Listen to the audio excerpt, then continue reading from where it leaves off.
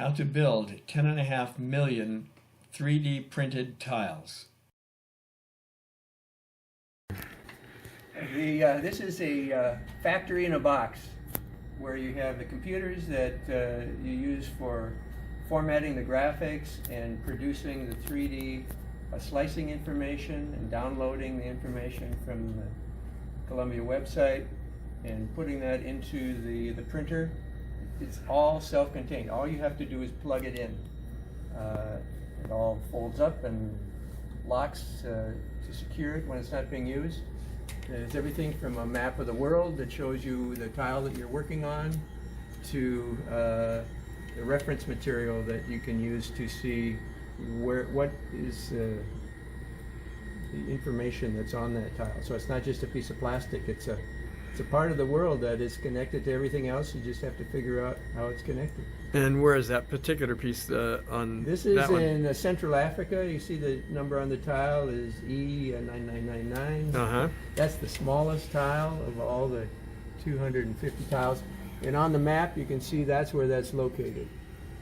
And you can get that location by the number of the major triangle E, and you go down to the next one, next triangle 9, and then the next subdivision is 9, and the next subdivision is 8, all the way down to that tile.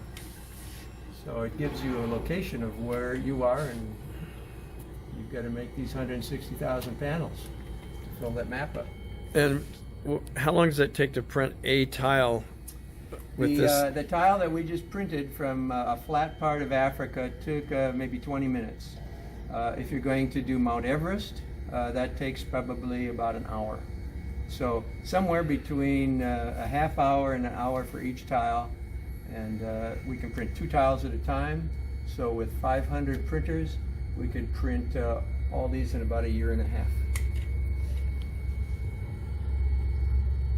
And this is called, the whole unit is called what, the TileFactory? Well, we call it the Great Globe Tile Factory.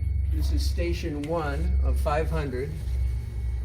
And the idea is we can wheel this into any classroom or YMCA or Boys and Girls Club or homeschool.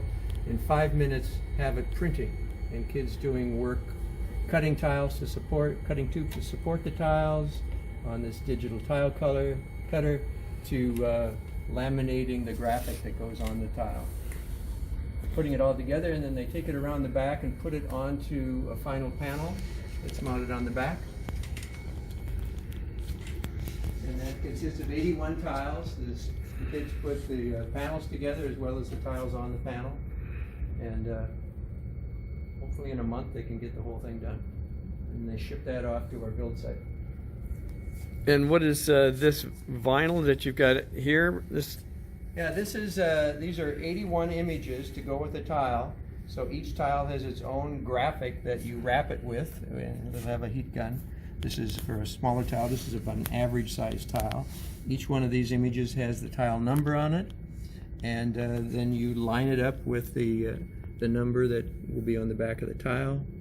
And if you look close enough, you can find your house if you have a big enough magnifying glass. And what is this particular little town here? This is Australia. This is the town of Broken Hill, Australia, and the reason they call it Broken Hill is there used to be a hill here, and then a mining company called Broken Hill Properties mined it, and so there's no longer a hill, so it's broken, and that's where the company got its name.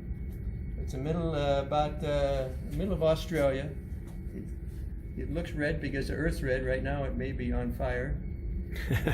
So the idea is to study what's happening, how it's connected, but we are connected to this part of Australia because the company that's proposing a mine here in Arizona, called the Resolution Mine, is owned by that company that was started right there. So we'll find the connections. That's the fun part.